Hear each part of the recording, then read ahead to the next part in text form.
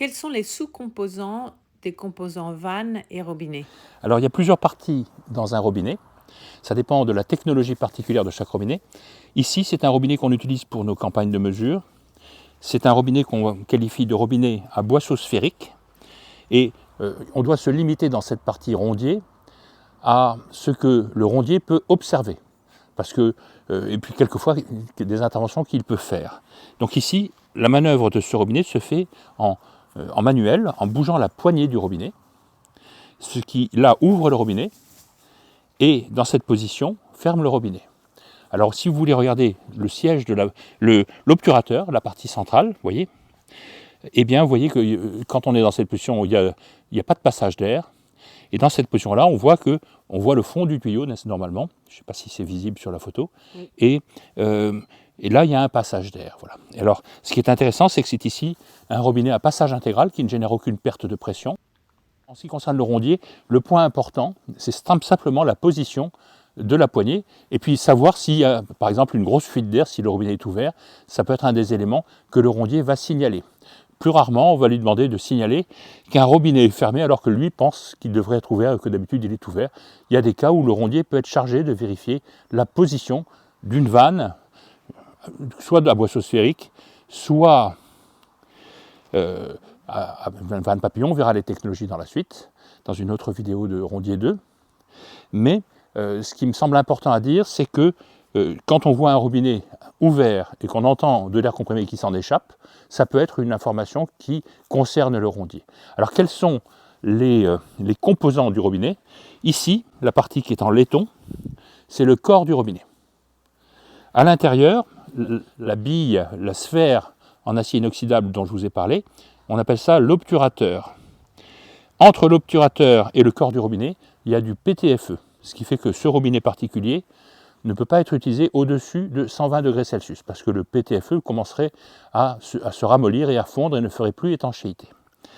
Là, il y a une tige qui relie la sphère, l'obturateur, à la poignée, qui est l'actionneur. Donc l'actionneur, c'est la dernière partie de ce robinet. On peut noter, c'est une partie qui est très importante pour les tuyauteurs, mais pas pour le rondier, qu'il y a ici un taraudage.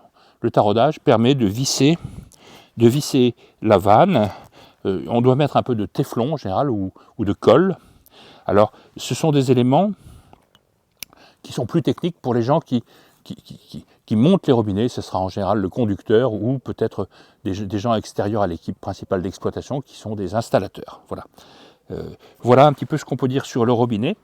Et je vais, après avoir parlé ici des sous-composants, on va aborder deux ou trois autres thèmes. D'abord, quelles sont les technologies de robinet? Donc on fera quelques schémas, parce que ici je n'ai pas de robinet de grand diamètre. Pour les mesures, on utilise plutôt des robinets jusqu'au DN50 inclus, pas beaucoup plus. Ce sera la vidéo C. La vidéo D, ça va être les fonctions et les états de ce robinet. Alors la fonction de ce robinet, c'est une prise de pression. C'est une prise de pression. L'air comprimé arrive dans ce sens-là, on mesure la pression, et ensuite il passe dans un débitmètre, vous voyez. Ça c'est un tube de Venturi de fabrication Air Profil. On en a fait quelques-uns, on l'utilise assez rarement, mais c'est un Venturi qui a l'avantage d'être symétrique. Et ça permet de mesurer la pression. Ça, ce sera l'objet d'un cours suivant sur l'instrumentation, sur l'audit, hein, c'est le travail de l'auditeur. Et qu'est-ce que je peux dire? Donc ce robinet, on verra qu'il a une fonction ici de sectionnement pour permettre de fermer le robinet quand on n'a pas mis de capteur de pression qui lui obturerait et éviterait des fuites. Donc le rondier, dans une affaire comme ça, peut être amené à éventuellement signaler des fuites sur le robinet lui-même. Donc par expérience, parce que j'ai fait beaucoup de campagnes de détection de fuites, on appelle ça des chasses aux fuites. On trouve des fuites, quelquefois le robinet est grand ouvert, ça c'est catastrophique. Vous avez sur un DN50, un DN15 comme ça, vous allez avoir 150 ou 200 mètres cubes heure qui passent, quand on ouvre en grand, s'il y a cette barre de l'autre côté. Deuxièmement, vous pouvez avoir des fuites au niveau de l'axe. La tige, ça veut dire que l'obturateur laisse passer de l'air vers l'extérieur à ce niveau-là. Troisièmement, vous avez quelquefois, et assez souvent même, des fuites au niveau du taraudage. Ça veut dire qu'on n'a pas mis assez de téflon ou que le téflon a été mal posé. Encore une chose, quelquefois, vous voyez ici à l'arrière, on voit ici qu'il y a que le corps en laiton comporte une partie, un assemblage. En général, c'est collé, je ne sais pas si c'est collé ou si c'est soudé, mais de temps en temps, ça fuit dans ce coin-là. Voilà. Et enfin, vous avez des robinets de sécurité, des robinets à boisseau sphérique de sécurité, qui, au niveau du corps, comportent ici un petit trou qui fait que quand on décide de fermer la vanne, on ne veut plus qu'il y ait d'air en aval, ça vide le réseau aval, le sous-réseau aval, c'est quelque chose qui peut fuir aussi. Donc un travail du rondier peut être, à mon avis, de signaler les fuites sur les robinets.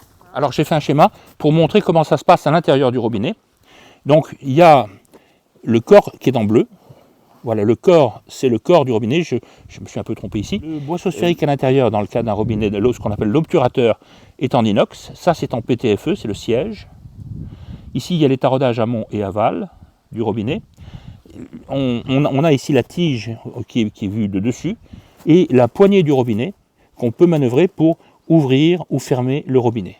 Donc ça, c'est une technologie particulière du robinet. Il y en a plusieurs qu'on va voir dans la suite, dans une autre vidéo. Donc l'air comprimé circule dans ce sens. L'air comprimé circule dans ce cas-là de gauche à droite, mais honnêtement, dans un robinet à boisseau sphérique, c'est un sectionnement qui peut... c'est indépendant du sens de l'écoulement. Hein. Quand on ferme le robinet ou quand on l'ouvre, ça met simplement en communication la partie où il y a de la pression et la partie en aval, en général, où il n'y a pas de pression d'air comprimé.